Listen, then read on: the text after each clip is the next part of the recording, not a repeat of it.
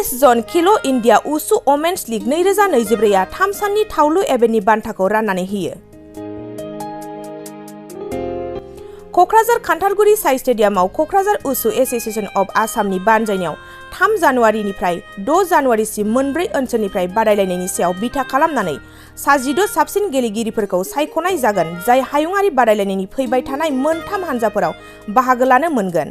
3 जानुवारिनिफ्राय 6 जानुवारिसिम जानो गोनां बादायलायनाया 3 सानाव थावलु एबेननि बान्थाखौ राननानै होनाय जायो। मोन 9 रायजोफोरनि 550 गेलेगिरिफोरा एस जन खेलो इंडिया उसु वमेन्स लीग 2024 आव बाहागो लादों। बे बान्था राननाय हाबाफारियाव बिटिसिनि प्रिन्सिपाल अशोक दीप, आईएएस आसाम उसु वमेन्स एसोसिएशननि आफादगिरि मालिदुर चौधरी आरो नेशनेल उसु जाज उदांस्रि नार्जारिया खौरांगिरिफोरनि सिगाङाव मा फोरमायखो आबुङै मिथिना लानि फै। জানুৱাৰী 3 জানুৱাৰীৰ পৰা 6 জানুৱাৰীলৈকে খেলো ইণ্ডিয়াৰ যিটো গভৰ্ণমেণ্ট অফ ইণ্ডিয়াৰ প্ৰগ্ৰেম স্পৰ্টছৰ প্ৰগ্ৰেম সেই প্ৰগ্ৰেমৰ ইষ্ট জোন ৱমেন্স উছু লীগ আমি কোকৰাঝাৰত অনুষ্ঠিত কৰিছোঁ।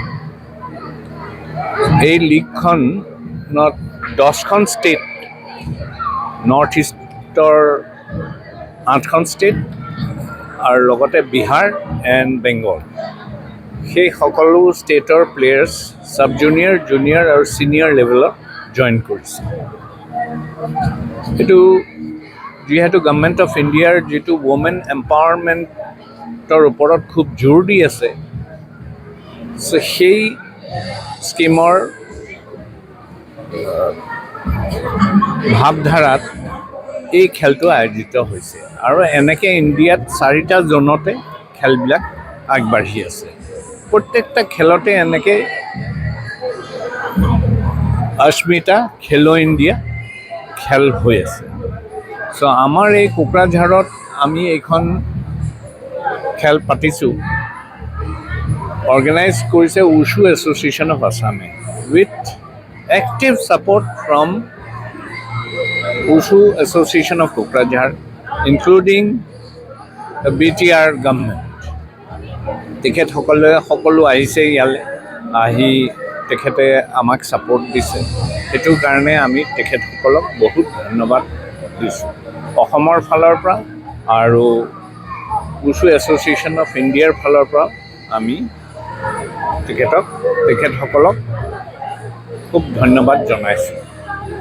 আশা কৰোঁ আমাৰ নেক্সট আৰু যি খেল হ'ব উছুৰ, আমি আশা কৰিম যাতে কোকৰাঝাৰে ষ্টেট চেম্পিয়নশ্বিপ ইনক্লুডিং আ নেশ্যনেল চেম্পিয়নশ্বিপ এখন পাতাৰ আমি তেখেতসকলক ৰিকুৱেষ্ট কৰিম। কাৰণ BTR গভৰ্ণমেণ্টে খুব সুন্দৰকৈ আপোনাৰ আমাক ইয়াত এৰেঞ্জ কৰিবলৈ আমাক অনুমতি দিলে আৰু তেখেতসকলে নিজে আহি ইয়াত যিটো ছাপোৰ্ট দিছে। যোৱাবাৰ আমি 10 কা দম খেলো ইণ্ডিয়াৰ প্ৰগ্ৰেম এটা পাতিছিলোঁ, তাত শ্ৰী প্ৰমোদ বড়ো ডাঙৰীয়া তেখেত নিজে আহি ইনগ্ৰেট কৰিছিলে, ডেপুটি কমিশ্যনাৰ আহিছিলে, আজি প্ৰিন্সিপাল ছেক্ৰেটাৰী আহিলে আৰু অন্যান্য স্পৰ্টছৰ EM আহিছে আৰু অন্যান্য EM সকলো আহিছে। আমাক যিটো ছাপোৰ্ট দিছে আমি BTC গভৰ্ণমেণ্টৰ আমি ধন্যবাদ জনাইছোঁ। Thank you. ৰাইজৰ পৰা কিমান খেলুৱৈসকলে ইয়াতে অংশগ্ৰহণ কৰে? হয়, আমাৰ টোটেল খেলুৱৈ এইখনত এতিয়া 550 গৰাকী খেলুৱৈ হৈছে আৰু 3দিনীয়া প্ৰগ্ৰেম। এই প্ৰগ্ৰেম যদিও আমাৰ অলপ এতিয়া অহা যোৱাত অসুবিধা হৈছে প্লেয়াৰৰ, কাৰণ যিহেতু এটা বন ডিক্লেয়াৰ হ'ল গোটেই ইণ্ডিয়াত, আপোনাৰ সেই অহা যোৱা ষ্টেডিয়ামৰ পৰা অলপ অসুবিধা হ'ব আৰু সেইখিনিয়ে ধৰি লৈছে। পাৰফৰ্মেঞ্চ হিচাপে খুব ভাল। ইয়াত ইণ্টাৰনেশ্যনেল প্লেয়াৰ বহুতে ভাগ লৈছে আৰু তাকো সেই ৱমেন ইণ্টাৰনেশ্যনেল প্লেয়াৰ্ছ বহুতে ভাগ লৈছে আৰু আশা কৰোঁ এই গভৰ্ণমেণ্ট অফ ইণ্ডিয়াৰ যিটো এইটো খেলো ইণ্ডিয়া প্ৰগ্ৰেম, এইটো মেছিভ ছাকচেছলৈ আগবাঢ়ি আছে। এইটো মোৰ বিশ্বাস যে এইটো মেছিভ ছাকচেছৰ কাৰণে আগবাঢ়ি আছে। ইয়াৰ পিছতে ইয়াত first, second, third, fourth up till 8th পজিশ্যনলৈ ইয়াত প্ৰাইজ মানি দিয়া হৈছে। চ' এইটো এটা খুব ডাঙৰ এচিভমেণ্ট আমাৰ যে এনেকৈ এটা স্পৰ্টছত এনেকৈ প্ৰাইজ মানি পোৱা গৈছে আৰু গভৰ্ণমেণ্টৰ এফৰ্ট এইটো বহুত দিছে যাতে গেমছ ইণ্ডিয়াত ডেভেলপ হ'ব পাৰে। চ' এইখিনি কৈ মই সামৰণি মাৰিলোঁ আৰু লগতে মই BTR গভৰ্ণমেণ্টক বহুত ধন্যবাদ দিছোঁ আৰু তেখেতসকলৰ ছাপোৰ্টৰ কাৰণে বহুত বহুত ধন্যবাদ। মই আজি ইয়াত আহি পাইছোঁ আৰু পূৰা আমাৰ ইষ্টাৰ্ণ জ'নৰ আমাৰ পূৰা গোটেই নৰ্থ ইষ্টৰ ইমান আমাৰ সৰু ছোৱালী আৰু ছোৱালীবিলাক আহিছে, छोटी छोटी बच्ची आई हैं बाकी और स्टेट से और हमारे असम स्टेट से और ख़ास करके कोकराझार से। मुझे देख करके मैं एकदम से अभिभूत हूँ, मैं माने इमान हुकी होइसु, इमान प्रसन्न होइसु और वो इमान एनर्जी ছোৱালীবিলাক আমাৰ ইয়াতে परफॉर्म करिছে। And it is very exciting, it is very heartening to see कि उनके अंदर इतनी एनर्जी है। मैं खेलो इंडिया के तहत माननीय प्रधानमंत्री जी के जो निर्देशों के तहत उनके आह्वान पर जो यहाँ पर आयोजन किया जा रहा है स्पोर्ट्स अथॉरिटी ऑफ इंडिया के पदाधिकारियों द्वारा और वुशु फेडरेशन के द्वारा, मैं उन सबका बहुत आभारी हूँ। मुझे यहाँ बुलाया है, मैं बहुत ভাল পাইছোঁ और তেখেতক मैं धन्यवाद জনাইছোঁ और जी हौसले आते आज यहाँ से प्रतिभागी हमारे बच्चियाँ जो जितना लोग यहाँ आया है उन सब के फ्यूचर के लिए मैं बहुत शुभकामनाएं देता हूँ और मुझे पूरा विश्वास है कि इस खेल के माध्यम से अपने जीवन में और भी बहुत सारी सफलताएं वो लोग अर्जित कर पाएँ। ये मानते कोई माने I am very happy that thank you.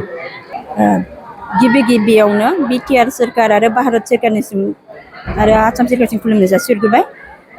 दायो खेलो इन्डिया वुमेन्स लीगनि जे गेलेगिरिफोरनो दिनै थावलु इभेन्टनि गेलेगिरिफोरनो मेडेलखौ राननानै हरनाय जाबाय।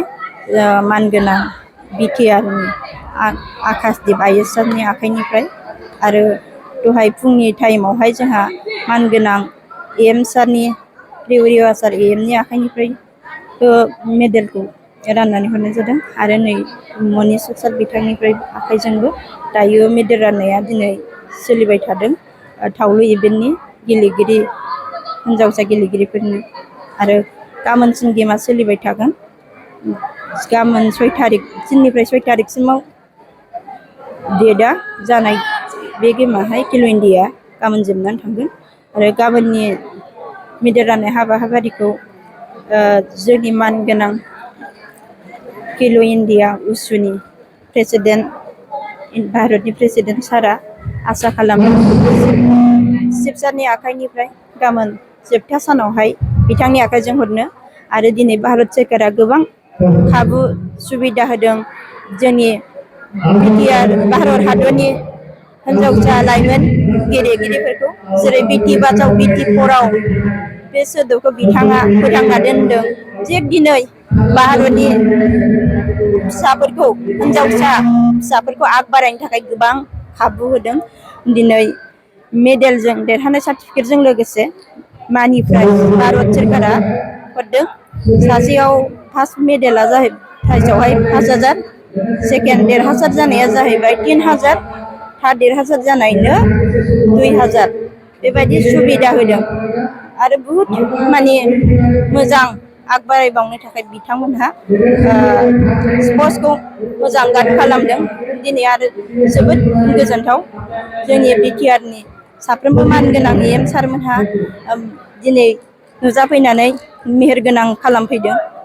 बेखायनो आं दिनै मानगोनां साफ्रोमबो BTRनि सारमोननि AM सारमोननि आरो दिनै मनीश्वर सारमोननि आरो बिथांमोन IS सारमोननिसिम गोसो गोरबोनिफ्राय खुलुमनाय बावहरो आरो जोंनि आसाम BTRनि लाइमोन गेलेगिरिफोरा बेबायदिनो मोजाङै आग बारायलांबाय थानो हायो आरो जायहा फरायनायाव इन्टारेस्ट गोनां बिनानाव फंबायमोनखौबो आं खावलायो फरायनायाव जायहा एक्सपिरियेन्स गोनां बिसोर फरायनायजोंनो गावखौ फोथांना लाखिनो आरो गावनि आथिङाव गसंथानो खोब नाजालांनाया मोजां जाहाथे माने माखासे बेखार फेग्रा मुवाफोरजों लोब्बा लायाजासे जाय जिरादखौ जायोबा गावनि देहाखौ सेबग्रेबलांनानै सेबग्रेबजायो साननो हानाय मेलेमखौ जाख्रेबजायो बेबायदि कन्डिसननिफ्राय गोजानाव थानानै फरायनाय बा गेलेनायाव आग बारायलाङो।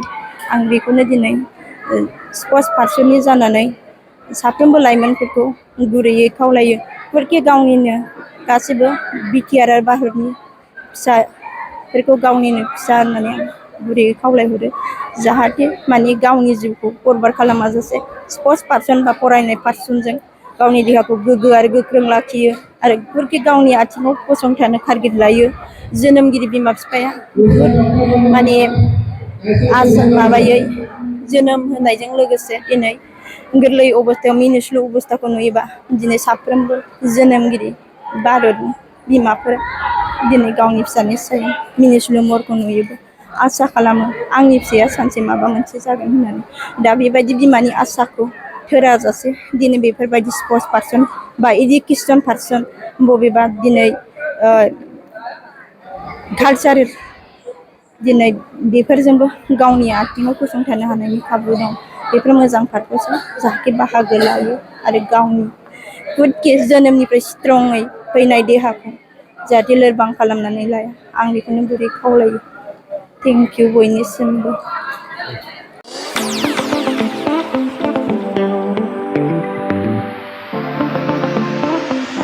सानाय सुनाय बेरामनि जेंनायाव गोग्लैना थानायफोरनि थाखाय गोजोनथाव खौरां गावनि देहानि सानाय सुनायखौ लानानै दुखुआव थानो गोनां गैला जुदि नोंथाङा सानाय सुनाय दंब्ला जिंगासिनांगौनि गोनांथि गैया नंगौ चिरां जिल्लानि बेंटल गेट चापागुरियाव थानाय एसआइ निउर'थेरापि सेन्टाराव नोंथाङा गोरलैयैनो देहानि सानाय सुनायखौ फाहामथाय लानो हागोन बे सेन्टाराव सिं सानाय आफादावरि सानाय मोदोम जरा सानाय आइजोफोरनि जेंना खर' सानाय बायदि बायदि रोखोमनि बेरामखौ फाहामथाय होनाय जायो बे एसआइ निउर'थेरापि सेन्टाराव बेरामिया थानानै फाहामथाय लानो हानायनिबो सुबिदा दङ नोंथाङा एसआइ निउर'थेरापि सेन्टाराव फाहामथाय लानो गोसो दंब्ला नैबे जानबुं नम्बर 7620160459 नङाब्ला 9476977956 आव थोंजों सुलाद लानो हागोन